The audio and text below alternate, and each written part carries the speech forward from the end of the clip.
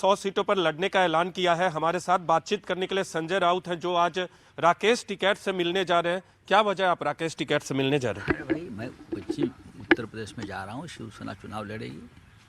पहले चरण में वहाँ चुनाव होने वाला है। मेरे हिसाब से कार्यकर्ताओं ने कुछ वहाँ हमारे सीटों पर लड़ने का ऐलान किया है। हमारे साथ बातचीत करने के लिए संजय राउत हैं, जो आज राकेश टिकैत से मिलने जा रहे हैं। क्या वजह है आप राकेश टिकैत से मिलने जा रहे हैं? भाई, मैं पश्चिम उत्तर प्रदेश में जा रहा हूँ। शिवसेना चुनाव लड़ेगी। पहले चरण में वहाँ चुनाव होने वाला है। मेरे हिसाब से कार्यकर्ताओं ने कुछ वहाँ हमारे शेड्यूल रखा है, कार्यक्रम रखा है। मिलते मिलते जाऊँगा। और किसान आंदोलन का सबसे बड़ा गढ़ तो यही इलाका रहा है। उस वक्त भी हम बॉर्डर पर गए थे टिकैत साहब को मिलने के लिए। तब उनके चेहरे में टेंशन था, थोड़ा तनाव था। हमने उसके आंसू भी देखे। मैंने कहा, बाद में जब जीत गए तो हमने उनके चेहरे पर एक वो जो हंसी भी देखी है जीत की। तो मैं वहाँ जा रहा हूँ, मेरी उनसे बातचीत हो रही है। मैं उनका आदर करता हूँ, जुझारू नेता है। चुनाव में समर्थन भी मांगेंगे क्योंकि आपने चुनाव लड़ने का ऐलान किया है। देखिए, टिकैत साहब राजनीति के मंच पर नहीं जाते, ये मेरी जानकारी है। और मैं उनको कोई इस प्रकार से आग्रह भी नहीं करूँगा। जो उनका उसूल है उनके साथ तो टिके रहे। लेकिन ज़रूर अगर हमें किसानों का आशीर्वाद चाहिए लड़ने के लिए, उनकी आवाज़ बुलंद करने के लिए, तो ज़रूर मैं टिकैत साहब का आशीर्वाद ले लूँगा।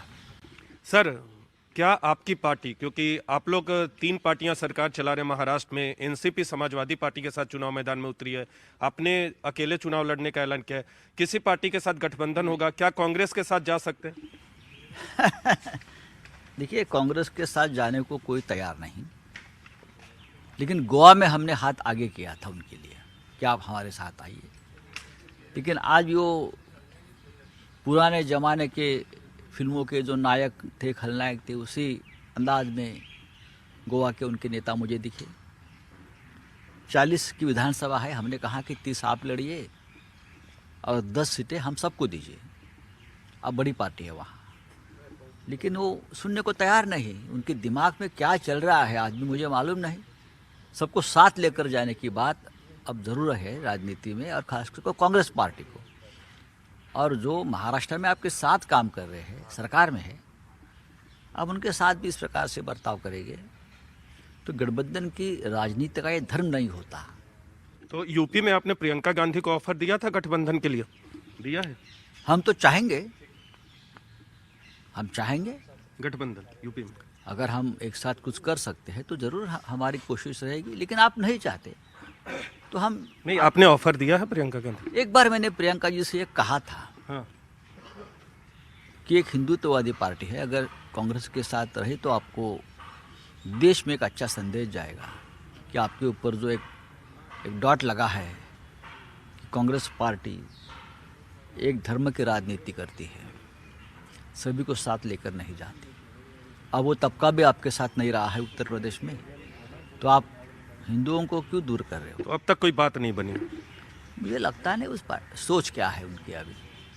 सर, देख रहे होंगे जिस तरह से योगी आदित्यनाथ सरकार से 2 मंत्री इस्तीफा दे चुके हैं, आयाराम गयाराम की सियासत चल रही है। क्या लगता है उत्तर प्रदेश में?